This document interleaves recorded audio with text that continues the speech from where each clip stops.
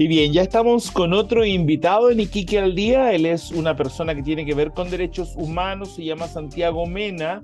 Y bueno, es asistente de investigación para las Américas en Human Rights Watch, o un especialista en derechos humanos para las Américas, justamente en esta organización que tanta relevancia tiene en nuestro mundo actual, y bueno, ya desde hace bastante tiempo. ¿Cómo estás, Santiago? Bienvenido a Iquique al Día. Hola Karim, muchas gracias. Muy bien de estar acá y contento de estar en el programa. A ver, estamos hablando contigo y tú estás en este minuto en Uruguay. La sede de ustedes está en Montevideo, entiendo, ¿verdad?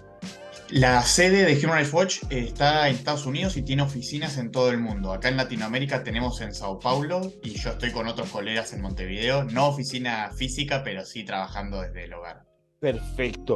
Santiago, cuéntame un poco, ¿cómo ha sido la mirada que ustedes han tenido al desarrollo de este último mundial que estamos viviendo, que es Qatar 2022, en el que más allá de la parte futbolística, también hay muchos otros aspectos que cruzan transversalmente esta fiesta del fútbol?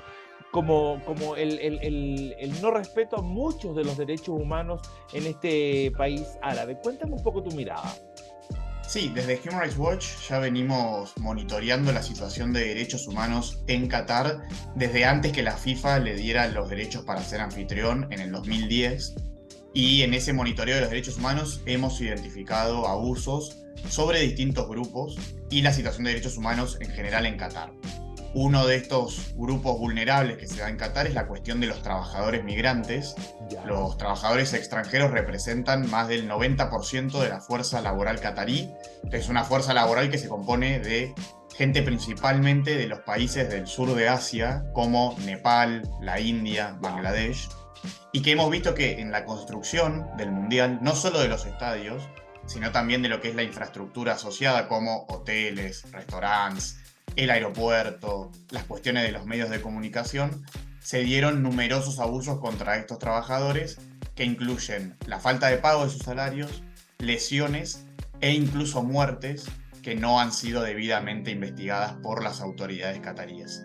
Por eso es que Human Rights Watch, junto con otras organizaciones a nivel internacional, le pide a la FIFA y a Qatar a que creen un fondo de compensación para indemnizar a estos trabajadores que sufrieron estos numerosos abusos y que muchas veces viajaban a Qatar con el anhelo de dar sustento a sus familias, con el anhelo de ser la principal fuente de ingresos. Entonces estamos hablando de indemnizaciones que para las familias, en el caso de los trabajadores que fallecieron, y para los trabajadores en sí, en el caso de los que todavía siguen vivos, es una indemnización que es crucial para el día a día de desenvolverse. A ver, aclaremos un poco el tema. Cuando tú me hablas de este pasar a llevar los derechos humanos, son personas que han llegado a morir en el proceso de trabajar y, bueno, de buscar una mejor vida, de salir adelante en Qatar, ¿verdad? Exacto. Gente que viene principalmente de algunos países asiáticos. Sin embargo, dentro de eso, ustedes lo que piden para resarcir de alguna manera a las familias que han perdido estas personas es una compensación económica, ¿verdad? Primero, Exacto. primero, ¿de cuánto estamos hablando? Un aproximado.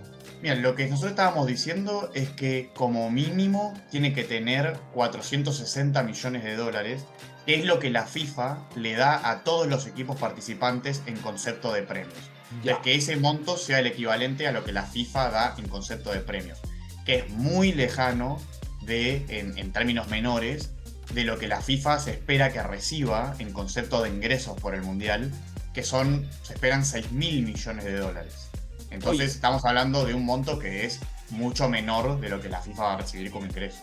ok, perfecto. Esto estamos hablando del monto en total, digamos, a repartir entre todas las personas que han sido víctimas de este atropello, Exacto, nosotros ¿cierto? como mínimo pedimos que se tenga ese monto. La información sobre las personas que sufrieron abusos existe. En el caso, por ejemplo, de los trabajadores que fallecieron, muchas veces las embajadas de los países de origen en Qatar y los gobiernos de los países de origen de Nepal, de Bangladesh, Ya, de la India, tenían que recibir el tipo de información de las personas que fallecieron para que puedan ser devueltas los restos a su país repatriado de y origen. eso. Oye, Exactamente. y cuéntame, Santiago, cuando se llega a esta comprobación que estas personas han muerto por abusos de derechos humanos, ¿qué respuesta da Qatar en este caso? Porque si bien es cierto, ustedes pueden estar pidiendo estos montos y estas compensaciones y me dice que está súper claro, ¿cierto? Que está ahí de alguna manera documentado, porque le tienen que decir al país de origen, mire, la persona murió en esta otra condición. ¿Qué sucede cuando Human Rights Watch hace esta intervención? ¿Qué responde el gobierno catarí? Lo que responde el gobierno catarí es que estos pedidos serían duplicar esfuerzos. ¿Por qué? Porque Qatar, nosotros lo reconocemos, principalmente desde el 2018, ha estado implementando reformas a su sistema laboral para avanzar en el reconocimiento de los derechos de los trabajadores. El problema es que estas reformas llegaron tarde, porque si nosotros pensamos que el Mundial se dio los derechos en el 2010 Ya. y se empiezan a implementar en el 2018, hay un gran plazo de tiempo de muchos trabajadores que no se vieron beneficiados por ello, entonces tampoco abarcan a todo el universo de trabajadores y la implementación, la efectiva implementación por parte del gobierno catarí ha sido muy débil. Entonces Qatar tiene este argumento de que es duplicar esfuerzos por las reformas que hicieron, pero en realidad eso no es así. Porque si bien existen ciertos mecanismos para indemnizar a los trabajadores en línea con estas reformas que se han hecho, estos mecanismos no llegan a todos los trabajadores que han sufrido abusos y todavía queda un largo camino por recorrer. Se puede considerar que estas reformas son un punto de partida y que es algo positivo en el marco de lo que ha sido el derecho laboral en Qatar. Pero ni remotamente de cómo corresponde Exacto. una vida de un ser humano con Todavía, dignidad. exacto. Todavía estamos lejos y también lo que nosotros pedimos es esta creación puede ser complementario a lo que ya existe. No es necesario ni siquiera crear algo nuevo, algo que no se ha probado, sino que los mecanismos de indemnización, estos que comentaba, que llegan a cierto universo pequeño de trabajadores, sean mejorados, sean implementados de forma efectiva para que lleguen a todos. Oye, y a la petición que ustedes están haciendo a Qatar respecto a este fondo de compensación, ¿qué se les ha respondido? Sí, o vamos a estudiarlo, definitivamente no. Sí, no, Qatar lo rechaza completamente por parte de esto que ellos sostienen que ellos ya lo están haciendo, cuando en realidad no es así. Y la FIFA está en constante presión de sponsors, asociaciones de fútbol, jugadores, exjugadores, para que efectivamente se implementen. Como ejemplo, ya 5 de los 14 sponsors oficiales de la Copa del Mundo han apoyado este pedido para establecer este fondo de compensación. Asociaciones de fútbol, como la de Francia, la de Inglaterra, la de Estados Unidos, Sí. Gales, han apoyado este fondo de compensación. Jugadores como la selección de Australia en su conjunto, exjugadores, hay un apoyo creciente a que este fondo de compensación se establezca y ojalá podamos verlo establecido antes de que termine el Mundial el 18 de diciembre y si no, hacia adelante, pero que en algún momento los trabajadores sean indemnizados. Ok, ahora Santiago, cuéntame una cosa, ¿en qué otro aspecto también están pasados a llevar los derechos humanos en Qatar? Otro de lo que hemos documentado y monitoreado es la situación de los derechos de las personas LGBT. En Qatar, las relaciones entre personas del mismo sexo están criminalizadas. Entonces, dos hombres, por ejemplo, que tengan relaciones sexuales entre sí pueden verse enfrentados hasta 7 años de prisión. Ya. Entonces hablamos de un ambiente que es sumamente hostil y represivo para estas personas y además también hemos documentado casos de fuertes golpes, de acoso sexual en las prisiones cataríes contra personas LGBT. Entonces, es todo un clima y un ambiente de represión, de hostilidad hacia estas personas que no puedan ejercer libremente sus derechos. Oye, ¿tiene relación todo esto también con que las mujeres tienen que usar esta burka y estar tapadas de la rodilla hacia abajo? ¿Eso también se considera un derecho humano? Sí, las mujeres en Qatar hay un sistema de tutela masculina, que es que las mujeres no pueden tomar las decisiones más básicas sobre su vida sin el consentimiento de un hombre. Ese hombre puede ser su padre, su hermano, su tío, su esposo, ¿Su hijo? pero por ejemplo, pero por ejemplo, para estudiar, para acceder a un empleo público, para viajar afuera del país, todo necesita autorización de un hombre. Entonces es un sistema sumamente discriminador para las mujeres, para el ejercicio de sus derechos. Oye, y en Human Rights Watch piensan que de alguna manera esto podría cambiar en un futuro relativamente cercano, independiente que ellos quieran o no quieran que cambie, podría cambiar desde una entidad internacional como la ONU o desde algunas reuniones multilaterales de gobiernos que puedan decir, oye, date cuenta cómo tratas a seres humanos, los tratas como animales, como mascotas. ¿Esto puede Sí, cambiar, Santiago? ¿O o la mirada de ustedes todavía es muy a largo plazo que no pase nada con los cambios?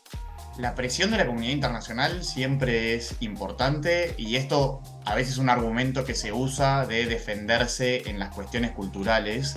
Eso nunca puede ser, y que eso siempre es muy utilizado por Muy. regímenes dictatoriales y autoritarios para justificar sus violaciones a los derechos humanos.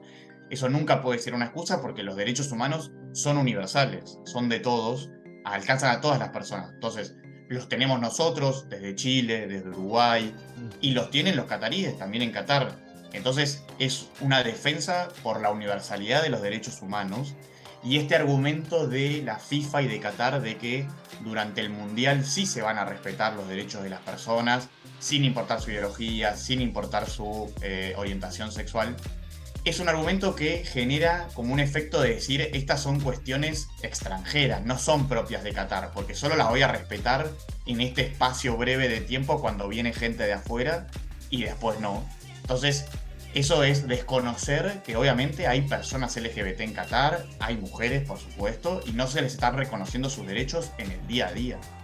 Perfecto. Oye, ¿sientes, porque de alguna manera igual ustedes como observadores de derechos humanos son entidades, ¿cierto? Que van de alguna manera concientizando al planeta, concientizando a la humanidad, pero muchas veces cuando los artistas alzan la voz como lo hizo Dua Lipa, Rod Stewart y Shakira, esto me imagino que ayuda a que el mundo se concientice. Sin embargo, no tienen una injerencia legal en la situación. ¿Cómo ves de alguna manera que igual los artistas tan grandes como estos digan no voy, ni por $1.000.000 ni nada? ¿Cómo ves eso? Sí, ahí, o sea, puede haber una cuestión que es, no, no queremos hacer juicios de valor sobre las decisiones de los artistas, pero obviamente que recalquen, que pongan la visibilidad internacional de la situación en Qatar es un paso súper positivo. O sea, dentro de lo que fue la nefasta decisión de la FIFA de darle a Qatar en 2010 los derechos para ser anfitrión, obviamente eso ahora ha planteado una oportunidad para que la comunidad internacional en los distintos países del mundo vean cómo se vive en Qatar, vean cómo viven las mujeres en Qatar, cómo viven las personas LGBT, y eso ha levantado mucha conciencia y obviamente que sirve para empujar por cambios a largo plazo. Ustedes no pueden castigar a Qatar en nada y pueden influir en algún castigo para la FIFA o no pueden hacer nada, solo observar y aconsejar. No, por supuesto nosotros estas campañas y de visibilización es para que haya rendición de cuentas también. O sea, lo que está haciendo el gobierno catarí, nosotros no tenemos una instancia ante la cual ahora De lo podamos puedas ir. intervenir, claro. Claro, una cuestión judicial, por ejemplo. Pero por supuesto nosotros creemos que todas estas campañas para visibilizar, para levantar la alerta en las personas, sirven para empujar a que haya cambios estructurales, a que se garanticen los derechos humanos y efectivamente se implementen las reformas que se hagan y que avancen en el reconocimiento de los derechos humanos. Perfecto. ¿Qué se va a plantear ahora en el final del Mundial? Más allá de este fondo que tú me hablabas, ¿qué otra cosa es la que se puede decir de este Mundial? Me imagino que va a haber una evaluación, tal vez una evaluación a nivel mundial de esta decisión que tomó la FIFA. ¿Qué va a pasar de ahora en adelante, Santiago, con todo esto que se vio a través de Qatar 2022? No, por suerte en todos estos años y las críticas y la polémica que ha levantado, le ha hecho la FIFA en cierta forma lo ha oído, porque a partir del Mundial del 2026, que ya tiene los anfitriones designados, que son Estados Unidos, México y Canadá, a partir de las candidaturas de los mundiales que vienen, se tiene que presentar a los candidatos un dossier, información sobre la situación de derechos humanos en esos países. Ya, Entonces ya la FIFA adoptó un mecanismo como para que quienes se candidaten a ser anfitriones de los mundiales tengan que presentar ciertos compromisos y explicar cuál es la situación de derechos humanos en esos países. Entonces, ahí por lo menos ya vemos un cambio con respecto a lo que fue en el 2010 las candidaturas de Qatar y de Rusia, que fue el mundial pasado en el 2018, y que obviamente son regímenes donde los derechos humanos no se respetan, no se garantizan. Entonces, Oye, ojalá podamos... Sí. Oye, Santiago, a ver, espera, tú me dices eso, sin embargo, igual Qatar sé que es súper poderoso y súper millonario y todo lo demás, pero igual hay países como Estados Unidos, como Alemania, que también son poderosos, que no es llegar y decir, es que este es de Qatar, no es que los mandas ahí a la punta del cerro, ellos no intervienen, no ayudan de alguna forma a una organización como ustedes, o se hacen los de la vista gorda. Sí, el problema está en Qatar, ellos son Human Rights Watch, pero nosotros no tenemos nada que ver. ¿Cómo es No, eso? nosotros por supuesto somos totalmente independientes de los gobiernos, incluso nosotros, Human Rights Watch no se financia con ningún tipo de financiación gubernamental, es todo a partir de donantes privados, entonces nuestras relaciones con los gobiernos son siempre de monitoreo de derechos humanos en Estados Unidos, en Alemania, en Qatar, en Rusia.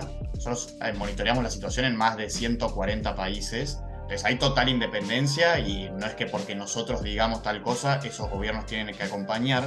Con respecto a los Estados Unidos en particular, fue desafortunado que el secretario de Estado, Blinken, visitó recientemente Qatar y habló de estas reformas y sin embargo perdió una oportunidad de empujar por la creación de este fondo de compensación, por ejemplo, para indemnizar a los trabajadores. Habló de estas reformas que mencionaba antes, que por supuesto son positivas, pero es un punto de partida, no es ni siquiera el lugar a donde queremos llegar, y podría haber tenido otro protagonismo Estados Unidos a la hora de pronunciarse sobre cuál es la situación actual, qué es lo que falta y cómo Qatar puede avanzar en mayores cambios en el largo plazo. Perfecto. Santiago, ya tenemos que empezar a despedirnos, sin embargo, alcanza a decirme, aunque sea un minuto, la situación de derechos humanos en Chile, cómo la van observando, y además aprovecho de poder invitarte, ¿podríamos contigo grabar otra entrevista la próxima semana, pero sobre Chile y los derechos humanos? ¿Es posible? Coordinamos, se vienen semanas complicadas con las fiestas, pero sí, y nosotros en enero, o sea, el mes que viene, alrededor del 10-15 de enero, la primera quincena, hacemos una publicación de lo que es nuestro informe mundial, Perfecto.